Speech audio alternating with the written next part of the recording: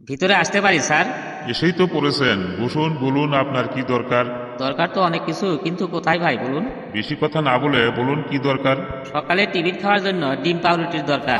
রাস্তার ধারে ঠেলা গাড়িতে যান। দুপুরে মাছ ভাত খাওয়ার জন্য মাছ ভাত দরকার। হোটেলে যান। রাত্রে ডিনারের জন্য ফ্রাইড রাইস চিকেনের দরকার। রেস্টুরেন্টে যান। গায়ে পরার জন্য জামা কাপড়ের দরকার। শপিং মলে যান। ভালো করে ঘুমানোর দরকার। সিনেমা হলে যান। একটু নির্ঘুম নিরালায় জায়গায় যাওয়ার দরকার। তাহলে শ্মশানে যান। এই সব সমস্যা নিয়ে এখানে কেন এসেছেন? জানেন না এটা পুলিশ স্টেশন? বেশি উল্টো পাল্টো কথা বললে মেরে পাছা গরম করে দিব। আমি কি একবারও বলেছি যে এটা রেল স্টেশন? বলুন আপনার সমস্যাটা কি। সমস্যা কি শুধু একটা? বেশ, আপনার যে কটা সমস্যা আছে বলুন। এই কিছুদিন ধরে চোখে একটু কম দেখি, কানে একটু কম শুনি, মাছ মাংস ডিম একসাথে খেলে পেটে গ্যাস হচ্ছে। অনেক সমস্যা স্যার, অনেক সমস্যা। আরে এটা ডাক্তারখানা নয়, এটা পুলিশ থানা। পরিষ্কার করে বলুন এখানে কেন এসেছেন। স্যার কমপ্লেন করতে এসেছি, কমপ্লেন। আচ্ছা বুঝলাম, এবার বলুন কি জন্য, কার জন্য কমপ্লেন করবেন। আমার গাছের সব নারকল চুরি হয়ে গেছে স্যার। বেশ, নাম বলুন। কার নাম বলবো স্যার? চোরের নাম? না, আপনার নাম বলুন। আমার তো অনেক নাম, কোন নামটা বলবো স্যার? অনেক নাম তার মানে?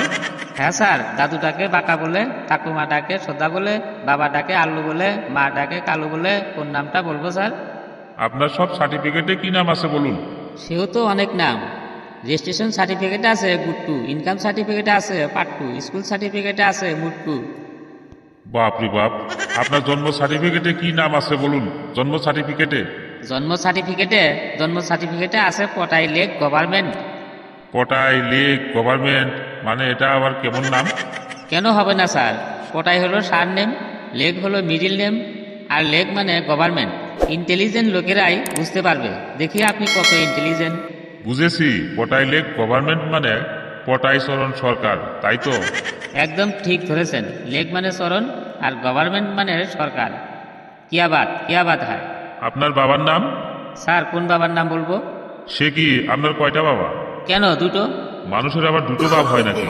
আমি কিন্তু ইয়ার কি একদম পছন্দ করি না, বুঝলেন? মেরে কিন্তু পাছা গরম করে দিব। হ্যাঁ স্যার হয়, কারো কারো একটা বাবা, কারো আবার দুটো বাবা। সেটা আবার কেমন বাবা শুনি? স্যার যারা বিয়ে করেনি তাদের একটাই বাবা, আর যারা বিয়ে করেছে তাদের দুটো বাবা। মানে একজন নিজের বাবা, একজন শ্বশুর বাবা। আর তাই আমি জিজ্ঞেস করছি কোন বাবার নাম বলবো, নিজের বাবার নাম না শ্বশুর বাবার নাম বলবো স্যার? আপনার নিজের বাবার নামটাই বলুন। আমার নিজের বাবার নাম হলো ব্ল্যাক লেক গভর্নমেন্ট। বুঝে গেছি, ব্ল্যাক লেক গভর্নমেন্ট তার মানে কালোচরণ সরকার, তাই তো? হ্যাঁ স্যার, আপনি ঠিক ধরেছেন। আপনি কত ইন্টেলিজেন্ট স্যার। ঠিক আছে ঠিক আছে, আমার সম্পর্কে আর বেশি কথা বলতে হবে না। তো আপনি এখন আছেন কোথায়? কেন, থানায় আছি আপনার সামনে বসে।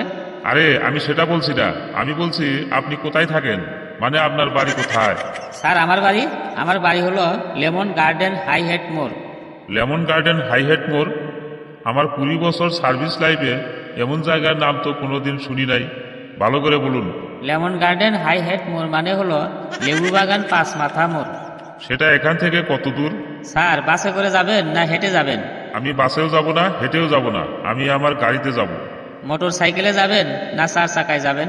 আমি আমার 4 চাকা সার্ভিস গাড়িতে যাব। গাড়িটা নিজে চালাবেন না ড্রাইভারে চালাবে? ড্রাইভার চালাবে, ড্রাইভার। ড্রাইভারটা কি ইয়াং না বুড়ো? ড্রাইভার আবার ইয়াং পুরো দিয়ে কি হবে? মাথা কিন্তু আমার গরম হয়ে যাচ্ছে। স্যার মাথা গরম হলে তো আপনার ডায়াবেটিস রোগ হবে।